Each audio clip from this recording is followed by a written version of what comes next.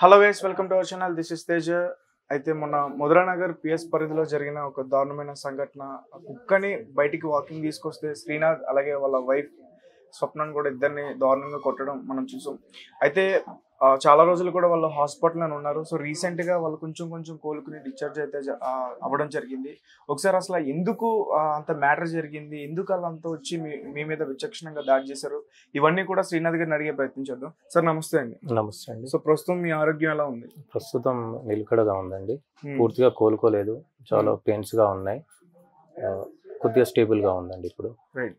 అయితే ఇన్సిడెంట్ ఎప్పుడైతే జరిగిందో దాని తర్వాత మేము ఇక్కడికి వచ్చి చాలా మందితో మాట్లాడడం జరిగింది. సో అందరూ కూడా కేవలం డాగ్ ఇంతకు ముందు వాళ్ళ మీద అరవడం, సో దాని గురించి వాళ్ళ మనసులో పెట్టుకుని ఇతను టైం చూసి అటాక్ చేశారని చెప్పేసి అంటున్నారు. అది నిజమేనా? లేదండి, డాగ్ వాళ్ళ మీద ఇంతవరకు అరవలేదు. యాక్చువల్లీ నేను ఒక గవర్నమెంట్ ఎంప్లాయీ, తెలుగు అకాడమీలో రికార్డ్ అసిస్టెంట్ పనిచేస్తాను. మాకు ఎలక్షన్ డ్యూటీ ఉంటుంది కాబట్టి పోస్టల్ బ్యాలెట్ వేయడానికి టైం ఉంటుంది. అయితే 8th రోజు లాస్ట్ డేట్ ఉందని నేను పోస్టల్ బ్యాలెట్ వేద్దామని మార్నింగ్ 8 o'clock వెహికల్ తీసుకుందాం అని పార్కింగ్ లోకి వెళ్ళాను. అంతలో మా వాడు కింది కూరుకొచ్చాడు, బ్లూ డాగ్, మా పెట్ ఊరికొచ్చేసి అక్కడ కన్స్ట్రక్షన్ జరుగుతున్న దగ్గరికి బ్లూ కలర్ బండి ఉంది. అయితే మా వానికి మా అన్న బండి మీద తిరగడం కొద్దిగా, మా అన్నకు అదే కలర్ బండి ఉంది, అదే అనుకొని స్పీడ్ గా అక్కడికి వెళ్ళిపోయాడు. బయటికి తీసుకెళ్తే అంతలోనే బ్రదర్ కదలకండి అది అరుస్తుంది కొత్త వాళ్ళని చూస్తే అని చెప్పేసి నేను వెనకాల అనుకుంటేనే within seconds లో వెళ్ళి మా పెట్టిని పట్టుకున్నాను. నేను పట్టుకునేసరికి ఒకసారి బోవని అరిసింది. అరిచేసరికి ఆ ధనుంజయ్ అనే వ్యక్తి దాన్ని ఇలా చూపిస్తూ పంచి కొడతా దానికి అని ఇలా. ఆ వ్యక్తి పేరు ధనుంజయ్ అని మీకు ఎలా తెలుసు? నాకు నిన్న FIR లో చూసి తీసుకున్నాను. యాక్చువల్లీ ఫ్రాంక్ గా చెప్పాలంటే ఆయన ముఖం ఆ రోజు ఫస్ట్ టైం చూసాను నేను. 8th రోజు ఇక్కడ ఈ ఏరియాలో తన మిస్సెస్ కన్స్ట్రక్షన్ చేపిస్తుంటుంది, పక్క వాళ్ళే కన్స్ట్రక్షన్ చేస్తారు కాబట్టి కామన్ గా ఆమె ఎవరు అంటే ఆ ఇల్లు కన్స్ట్రక్షన్ చేపిస్తున్న వాళ్ళ అమ్మాయి అని ఓకే అన్న. తర్వాత ఆ అమ్మాయి వాళ్ళ మిస్సెస్, ధనుంజయ మిస్సెస్. అయితే ఇట్లా కొడుతుంటే బ్రదర్ అరుస్తుంది అని చెప్పాను కదా, చేతులు చూపిస్తే కొత్త వాళ్ళని చూస్తే, ఎందుకు అట్లా చేస్తున్నావు అంటే వాళ్ళ మిస్సెస్ వెంకల నుంచి కరిసిందా అని అడిగింది. కరిస్తే దాని మెడలు ఇప్పుడే ఇట్లా తిప్పి చంపేనా నేను కుక్కది అని అన్నాడు. అరిచిన దానికి ఎట్లా చంపేస్తారా బ్రదర్, కుక్కలతో నేను కొట్లాడతారు అని నేను అన్నాను. అన్నాక తన భార్య వెంకల నుంచి అరవడం స్టార్ట్ చేసింది. వీడు ఇక అరవడం అంటే ఏంటి, వర్గల్ లాంగ్వేజ్ స్టార్ట్ చేస్తాడు. ఆమె ఆడవిడే యాక్చువల్లీ చెప్తే ఎవరు నమ్మట్లేదు, తనే స్టార్ట్ చేసింది. ఈ గొడవ కూడా పెరగడానికి కారణం, ధనుంజయ్ అంత సీరియస్ కావడానికి కారణం కూడా ఆ అమ్మాయి. ఆ అమ్మాయి అడిగితేనే ఇటు చంపేస్తా అన్నాడు. తర్వాత కుక్కలతో నేను కొట్లాడతారంటే ధనుంజయ్ రెస్పాండ్ కాకుండా తన వైఫ్, మేము కుక్కలతో కొట్లాడడం, ఏమున్నా మనుషులతోనే కొట్లాడతాం, ఏమున్నా మనుషులనే చేస్తాం అని అంటే, ఏం చేస్తారమ్మా అది అంటాం కదా కామన్గా, ఏం చేస్తారమ్మా అని అనగానే ఇంకా వల్గర్ లాంగ్వేజ్ యూజ్ చేస్తూ తోపులాట జరిగింది. ఆ రోజు ఘర్షణ పడ్డా తోపులాట జరిగింది. అంటే ఈ గొడవ జరగక ముందు రోజు ఘర్షణ అంటే పాత పగలు పెట్టుకోను ఆస్తి గొడవలతోనూ ఘర్షణ పడితే వేరు. జస్ట్ కుక్క అరిసింది, మీరు అన్నారు, మాట అనుకున్నాం, అయిపోయింది. తను మా మీద అటాక్ చేస్తున్న పిల్లలు వచ్చి డిఫెన్స్ చేయకపోతే నా పిల్లని వెనకాల కట్టెతో ఆమె కొట్టడానికి వచ్చింది. అంతలో మా మిస్సెస్ ఊరుకొచ్చి తనని డిఫెన్స్ చేసి కిందికి లాగేసి ఆడోళ్ళు గొడవ పడ్డారు. కింద గొడవ పడ్డం మీన్స్ తోపుకున్నారు. వాళ్ళే కట్టెతో కొట్టారు. ఫస్ట్ నాకు డ్యామేజ్ అయింది, మా చిన్న బాబుకి ఇక్కడ డ్యామేజ్ అయింది. అదే రోజు ఫస్ట్ రోజు కొట్టుకున్నారు, మీరు కొట్టారు, వాళ్ళు ఫస్ట్ కొట్టారు. ఆ విషయం బయటికి రాలే, FIR అయింది. ఫ్రాంక్ గా చెప్పాలంటే FIR అయింది. సరే స్టేషన్ కి వెళ్ళాం. వీళ్ళు నలుగురు వచ్చి మా మీద అటాక్ చేశారు కావాలని వాళ్ళు చెప్పారు. లేదు సార్ ఇట్లా జరిగింది, మేము ఇట్లా డ్యూటీకి వెళ్తున్నాను, ఓటేయడానికి వెళ్తున్నాను, వాళ్ళు ఎవరో కూడా నాకు తెలియదు అంటే, సరే వాళ్ళు వినట్లేదు, మీరు చెప్పింది అర్థం కావట్లేదు అని ఇద్దరి మీద FIR చేశారు. నామినల్ కేసెస్ 323 సంథింగ్ కేసెస్ చెప్పేసి వెళ్ళిపోతే స్టేషన్ లోనే థ్రెటింగ్ చేయడం స్టార్ట్ చేసేసాడు ధనుంజయ్. అక్కడి నుంచి మీకు బెదిరింపు, నేను చంపేస్తాను, సాయంత్రం వరకు నువ్వు బతుకుంటే చూడు, నేను మనిషిని నా కెపాసిటీ చూపిస్తాను నీకు, నేను కంపల్సరీ చంపేస్తానంటే మళ్ళీ ఈవినింగ్ వెళ్ళాను నేను. ఎస్ఐ మాధవి గారు ఉన్నారు, మేడం ఇట్లా నాకు థ్రెటనింగ్ ఇస్తున్నారు, చంపేస్తాను అంటున్నారు మేడం. నేను వెళ్ళాను మళ్ళీ అదే రోజు ఈవినింగ్ 5:30 to 6. SIA గారు రౌండింగ్స్కి వెళ్ళారు.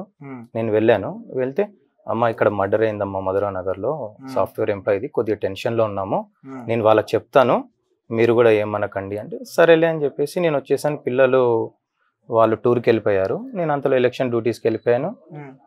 ఎలక్షన్ డ్యూటీ అని తెల్లారే మంగళవారం రెస్ట్ కోసం ఇంట్లోనే ఉన్నాను. జస్ట్ సాయంత్రం రెస్ట్, పొద్దుంతా పడుకునే ఉన్నాను. 5 o'clock ఒకసారి కిందికి వచ్చాను, మళ్ళీ పైకి వచ్చాను, మా వాడు కొద్దిగా అరుస్తున్నాడు అని చెప్పేసి కిందికి వచ్చి వాకింగ్ చేస్తున్నాను వచ్చి అటాక్ చేసేసారు. ఓకే, టాయిలెట్ తీసుకెళ్దామని మా చిన్న అంటే వాకింగ్ ఇట్లా జస్ట్ టాయిలెట్ ఆర్ వాకింగ్ ఇట్లా ఇంటి ముంగతి అట్లా నిలబడ్డాను అంతే. వచ్చి వాళ్ళు ఎవరెవరు అటాక్ చేశారు కూడా ఐడియా లేదు. 7 members అటాక్ చేశారు. అందులో ఉంది. అయితే 5గురిని అరెస్ట్ చేశాను అన్నారు. నేను అదే అన్నాను 7 members వచ్చినట్టు ఉన్నారు, 5గురే ఉన్నారు అంటే మళ్ళీ చూస్తాము అన్నారంట. అదండి జరిగింది. రైట్. అంటే మీ మీద అంత దారుణంగా అంతమంది వచ్చి అటాక్ చేస్తుంటే మీ కుటుంబ సభ్యులు మీ వైఫ్ తప్ప మిగతా వాళ్ళు ఎవరు రాలేదు? అయితే నాకు అదే ఆశ్చర్యంగా ఉందండి. మా గల్లీలో అంటే ఇది బస్తీ, ఎవరు కూడా వచ్చారు. కాలనీ అంటే డిఫరెంట్ గా ఎవరు దాంట్లో వాళ్ళు ఉంటారు, బౌండరీస్ లో వాళ్ళు ఉంటారు. మా ఏరియాలో మీరు పాత సీసీ ఫుటేజ్ నాది 2 days బిఫోర్ దనే చూడండి, ఎప్పుడు పబ్లిక్ ఉంటారు. వీళ్ళు పబ్లిక్ ని పానిక్ చేసి బయటికి వస్తే మేము కూడా చంపేస్తామని చెప్పారో తెలియదు, ఎవరైనా సపోర్ట్ కి వచ్చేస్తే చంపేస్తామా అని చెప్పారో తెలియదు. ఒక్కరు రాలేదండి, ఎవరు కూడా రాలేదు. మా మదర్ వచ్చారు, మా మిస్సెస్ వచ్చి నా మీద పడ్డందుకు ఇవాళ నేను బతుకున్నాను, లేకపోతే స్పాట్ లో చనిపోయేవాడిని. అప్పటికి రాడ్ తోని 3 times కొట్టేశారు. ఇక్కడ స్టిచెస్ పడ్డాయి. ఇవి మొత్తం బాడీ అంతా మూలలున్న కట్టెలతో బాడీ అంతా కొట్టేశారు. అట్లా మేకులు ఉన్నాయి, సెంటరింగ్ చెక్కలకు మేకులు ఉన్నాయి, కొట్టేశారు. కొట్టిన తర్వాత లేడీ పడ్డది అని చూసుకోకుండా వాళ్ళు సంథింగ్ మత్తులో ఉన్నట్టున్నారు. అంటే వాళ్ళ టార్గెట్ ఎలా ఉందంటే చంపేయాలి, శ్రీనాథ్ అండ్ ఫ్యామిలీని చంపేయాలి. డ్రింక్ కాదండి, అది సమ్ గాంజా డ్రగ్స్ టైప్ లో ఉంది. అంటే వాడు ధనుంజయ్ అనే వ్యక్తి గోవాలో సమ్ బిజినెస్ చేస్తాడంట. నేను అనుకుంటున్నాను వాళ్ళకి ఇంకా అన్ని టచ్ లో ఉంటాయి. గోవా అంటే ఆల్మోస్ట్ హైదరాబాద్ లో ఉన్న వాళ్ళే ఇవాళ టచ్ లో ఉంటున్నారు. సంథింగ్ ఏదో తీసుకొని వచ్చి అటాక్ చేస్తారు. అంటే వాళ్ళ టార్గెట్ చంపేద్దామని వచ్చారండి. పక్కన దెబ్బలు చూస్తుంటే మాకు అర్థం అవుతుంది వాళ్ళు ఏం చేద్దామని వచ్చారనేది. నిజానికి మీ వైఫ్ రావడం వల్ల నేను సేవ్ అయ్యానండి 100%. మా వైఫ్ రాకపోతే నేను చనిపోయి ఇప్పటికి 6 days అవుతుంది. తను వచ్చేసి కంప్లీట్ తన బాడీ నా నెత్తి మీద పెట్టేసింది. అట్లా పెట్టినందుకు తన వీప్ మొత్తం కొట్టేశారు. ఇప్పుడు మీ వైఫ్ కూడా తను కనీసం నేనన్నా అటు ఇటు లేచి కూర్చొని మాట్లాడగలుగుతున్నాను, తను లేచి కూర్చునే పరిస్థితిలో కూడా లేదు. కానీ అంత దారుణం జరిగిన ఎవరు కూడా వచ్చి ఆపడానికి ప్రయత్నించలేదు. అది చూస్తుంటే మాకు చాలా బాధ అనిపించింది. ఆ విజువల్స్ అనేవి కూడా బయట చాలా ఇదిగా వైరల్ అవుతుంది. వీళ్ళు మాకు ఏదో తెలిసిన ఇన్ఫర్మేషన్ ప్రకారం అందరినీ బెదిరించారు, వస్తే మిమ్మల్ని కూడా కొడతామని బెదిరించారు అనేది ఒక తెలిసింది. ఎంతవరకు నిజం అవ్వద్దామో తెలియదు. అది కాకుండా జయమ్మ అనే పక్కన ఉంటుంది, తను వాళ్ళ బిల్డింగ్ లో నుంచి వచ్చి స్వప్న మా మిస్సెస్ మా మదర్ డిఫెన్స్ చేస్తుంటే ఆమె వచ్చితే ఆగారు. వాళ్ళకు కూడా థ్రెటనింగ్ ఇచ్చారంట, మీరు మధ్యలో ఎందుకు పోతున్నారు, ఫోన్ చేసి వాళ్ళ హస్బెండ్ కి వాళ్ళని కొడుతుంటే మీ వాళ్ళు మధ్యలో పోతున్నారంట, మిమ్మల్ని కూడా కొడతామని చెప్పేసి వాళ్ళు కూడా బెదిరించారని నిన్న హాస్పిటల్లో వాళ్ళు మాకు చెప్పడం జరిగింది. అంటే వాళ్ళు ఆ స్టేట్మెంట్ తీసుకున్నారా పోలీసులు? వాళ్ళు నిన్న చెప్పారు నాకు ఆ మాట. వాళ్ళ హాస్పిటల్ నన్ను చూడటానికి వచ్చి, అన్న నాకు ఇట్లా నిన్ను కాపాడుతుంటే ఎందుకు కాపాడుతున్నావు, వాళ్ళ మధ్యలో పోతే నిన్ను కూడా కొట్టేస్తారని వాళ్ళ వైఫ్ ఫోన్ చేసి మస్తాన్ అనే వ్యక్తికి చెప్పిందంట, వాళ్ళు నిన్ను కూడా కొడతారు అని. అంటే అంటే తప్పుగా అనుకోవద్దు, చెప్పండి. కేవలం ఒక కుక్క వల్ల ప్రాణాల మీద తెచ్చుకోవడం ఎంతవరకు కరెక్ట్ అనుకో? అంటే యాక్చువల్లీ బస్తీ అన్నప్పుడు చిన్న చిన్న గొడవలు అవుతుంటాయి, కాలేదని నేను అనట్లేదు. పక్క వాళ్ళు బండి విషయంలోనో ఫంక్షన్ అయిన విషయంలో సరే సిమెంట్ పడ్డాను తిట్టుకుంటాం. మా అంటే సరే కట్టెతోనో దేంతోనో కాలు మీద చెంప మీద కొట్టుకుంటాము, స్టేషన్కి వెళ్తాం, కాంప్రమైజ్ చేస్తాం. కానీ నేను 43 years నుంచి ఇక్కడ ఉంటున్నాను, ఇట్లా మర్డర్ అటెంప్ట్ చేస్తారనేది ఎప్పుడు ఎక్స్పెక్ట్ చేయలేదు మా ఏరియాలో. ఇంత 50 మంది వచ్చి గొడవ పడ్డ రోజులు కూడా ఉన్నాయి. సీసీ కెమెరా లేకపోతే అసలు ఇక్కడ ఏం జరిగింది అనేది కూడా తెలియదు. యాక్చువల్లీ నాకు ఉన్న ఇన్ఫర్మేషన్ ప్రకారం నిన్న సాయంత్రం వాళ్ళు నన్ను అటాక్ చేసి నా మిస్సెస్ ని అటాక్ చేసి వాళ్ళే సమ్ పోలీస్ స్టేషన్కి వెళ్ళి ముందే మేము టెన్షన్ లో ఉన్నాం, నేను బ్లాంక్ లో ఉన్నాను, మా వాళ్ళు టెన్షన్ లో ఎవరు లేరు, మా పిల్లలు గోవాకి వెళ్ళారు. వాళ్ళే శ్రీనాథ్ అనే వ్యక్తి మళ్ళా కుక్కని వాళ్ళ మీదకి ఉసిగొల్పి కరిపించి వాళ్ళ వైఫ్ ని సంథింగ్ ఏదో అన్నానని చెప్పేసి పోయి పోలీస్ స్టేషన్ లో కూర్చున్నారంట. ఒకవేళ సీసీ కెమెరా ఫుటేజ్ లేకుండా ఉంటే ఈ కేసు మొత్తం నా మీదకి రివర్స్ చేద్దామని ప్లాన్ చేశారు. ఇంకా తన భార్య అంటుందంట అక్కడికి వెళ్ళాక, నిన్న లేని సీసీ కెమెరా ఫుటేజ్ ఇవాళ ఎక్కడి నుంచి వచ్చింది అని క్వశ్చన్ చేస్తుంది. ఆయన క్వశ్చన్ చేసిందంట. అంటే యాక్చువల్ ఫస్ట్ డే గొడవ అయినప్పుడు కెమెరాస్ లేకుండే, అంటే నేను పెట్టుకుందాం అంటూ నాకు టైం దొరకక పెట్టివ్వలేదు. సరే నాకు కొద్దిగా దూరంలో 100 meters దూరంలోనే నాకు ఇంకో ఇల్లు ఉంది, కంప్లీట్ టెనెంట్స్ ఉంటారు అక్కడ. సరే అక్కడ ఎవరు వస్తున్నారు ఎవరు పోతున్నారు ఏం జరుగుతుందో తెలియట్లేదు, ఏమన్నా ప్రాబ్లం అయితే మళ్ళీ నా మీదకి వస్తుంది ఓనర్ అని చెప్పేసి సెక్యూరిటీ లేదంటారు కదా అని అక్కడే కెమెరాస్ ఫిట్ చేస్తూ ఎంతకైనా మంచిది ఇంటి దగ్గర ఒక 4 పెట్టుకుందామని నేను పెట్టించుకోవడం జరిగింది 2 days బిఫోర్. అది నాకు సేవ్ అయిపోయింది. అంతకు ముందు గొడవ జరిగినప్పుడు కెమెరాస్ లేవు. దానివల్ల వాళ్ళు ఏం చేస్తున్నారంటే దాన్ని మొత్తం మిస్గైడ్ చేసేస్తున్నారు, పబ్లిక్ ని మిస్గైడ్ చేసేసి వాళ్ళు చెప్పిందే వినాలి అన్నట్టుగా చేస్తున్నారు వాళ్ళు. ఇప్పుడు మీ బస్తీ వాసులు వీళ్ళందరూ కూడా మీకు సపోర్ట్ చేస్తున్నారు, ఏమంటున్నారు వాళ్ళందరూ కూడా? అంటే ఆ రోజు రాలేదు కదా, మరి ఆ రోజు రాలేదు, నేను ఇంకా కిందికి వెళ్ళలేదు, ఎవరిని కలవలేదు. నా శ్రేయోభిలాషులు వాళ్ళు వచ్చేస్తే అన్న ఇట్లా అయిపోయింది, టెన్షన్ పడకు మేము ఉన్నాము, మీడియాలో వచ్చింది, మీడియా సపోర్ట్ ఉంది, పెద్ద హై ప్రొఫైల్ వాళ్ళు కూడా మనకు సపోర్ట్ చేస్తున్నారు, టెన్షన్ పడకు, లీగల్ గా ఎంతవరకు పోవాలో అంతవరకు పోదాం అని చెప్పి చెప్తున్నారు. సరే ఇప్పుడు మీ తలకి బలమైన గాయం తగిలింది, అక్కడ స్టిచెస్ పడ్డాయండి ఇక్కడ, అంటే 12 to 14 స్టిచెస్ అన్నారు, పడ్డాయండి ఇక్కడ. ఇదంతా రాడ్ తో కొడితే ఓపెన్ అయిపోయిందండి, ఐరన్ రాడ్ తోనే కొట్టారు. డాక్టర్ గారు కూడా అన్నారు సమ్ ఇన్స్ట్రుమెంట్ తో కొట్టినట్టున్నారు అని ఉండొచ్చు సార్, మేబీ ఇంకా నేను చూసుకోలేదని.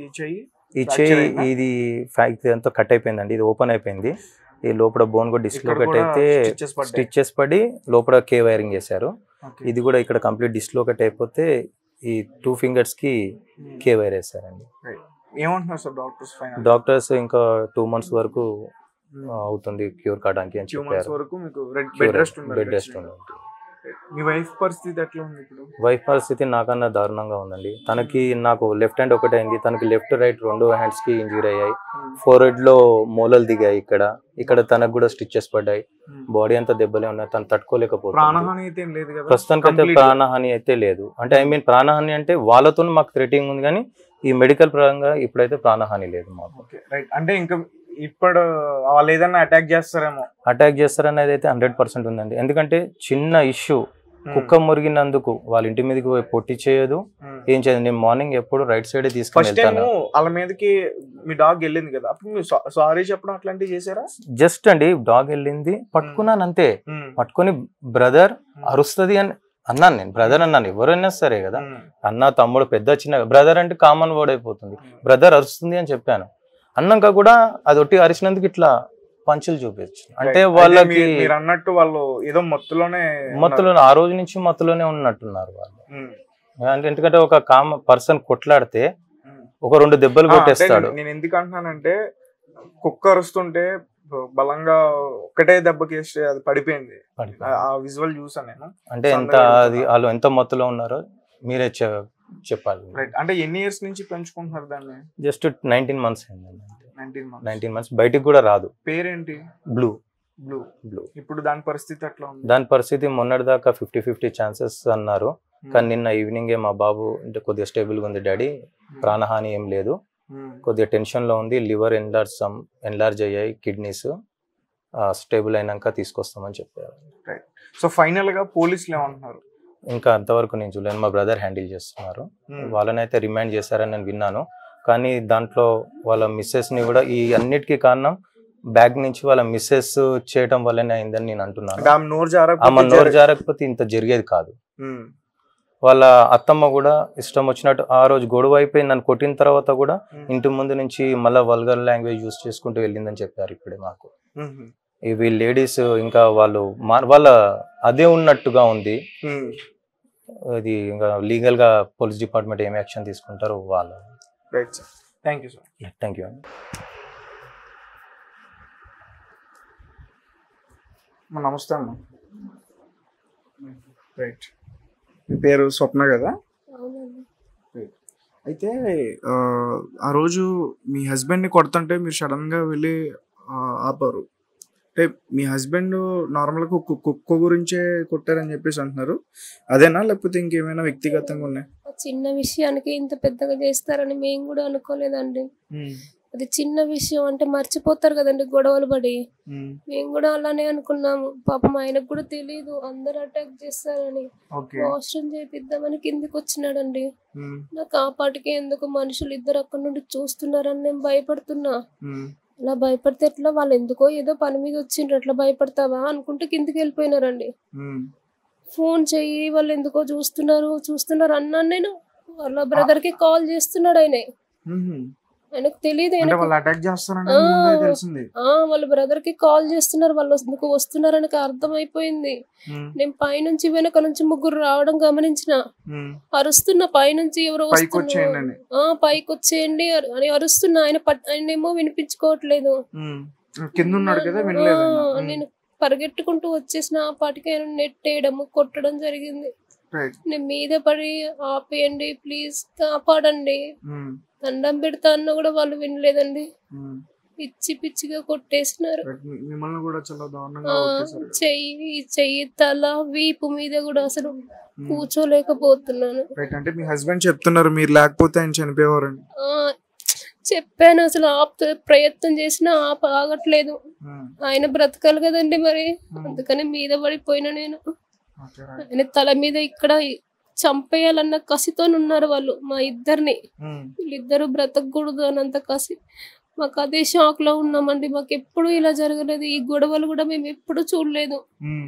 అసలు ఆ వీడియోలు వైరల్ అయి బయటకు వచ్చిన తర్వాత కానీ మాకు తెలియదు. చూస్తుంటేనే భయం వేస్తుంది మాకు. అంటే మేము మీకు సపోర్ట్ చేయడానికి వచ్చామమ్మా, ఎందుకంటే సీసీ కెమెరాలో రికార్డ్ అయింది కాబట్టి, జరిగింది కాబట్టి మేము మీకు సపోర్ట్ గానే వచ్చాం. మీరు భయపడొద్దు. నమ్మే వాళ్ళు కాదండి, ఇంత జరిగినా కూడా మాదే తప్పని చెప్తుంటారేమో మళ్ళీ వాళ్ళు.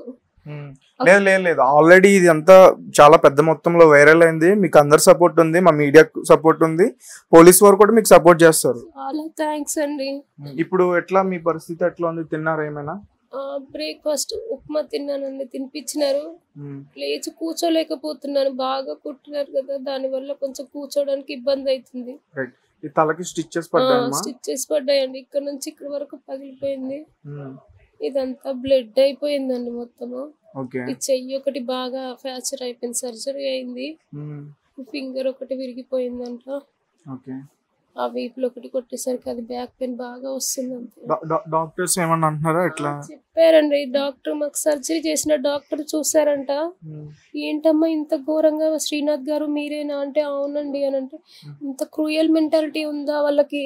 నేను చెప్తాను, నేను మీకు సపోర్ట్ గా ఉన్నాను, మీకు ఏ హెల్ప్ కావాలన్నా నేను చేస్తాను, నేను ఎవరితో మాట్లాడాలో చెప్పండి అన్నారు డాక్టర్ గారు కూడా. చాలా థ్యాంక్స్ సార్, అది చాలు మాకు అని చెప్పామండి డాక్టర్ గారికి కూడా. అయితే ఇప్పుడైతే మీరు వాళ్ళ నుంచి మళ్ళీ ఏదైనా జరుగుద్దనే భయం అయితే ఉంది. ఫ్యూచర్లో నా పిల్లలకి ఏం జరిగినా వాళ్ళదేనండి బాధ్యత. పిల్లలు బయటికి వెళ్తారు వస్తారు కదా, మాకు అదే భయం ఉంది.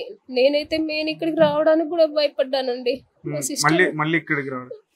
హాస్పిటల్ నుంచి ఇక్కడికి రావాలంటే నాకు భయం వేసింది.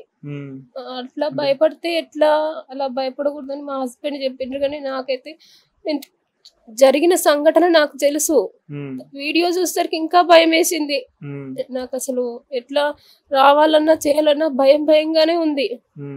ఈయన అన్నారు అట్లా ఏం భయపడద్దు, మన ఇంటికి మనం వెళ్ళాలి, ఎవరు ఏం చెయ్యరు మనల్ని, అట్లా భయపడితే ఎట్లా, నీ ధైర్యమే కాపాడింది కదా,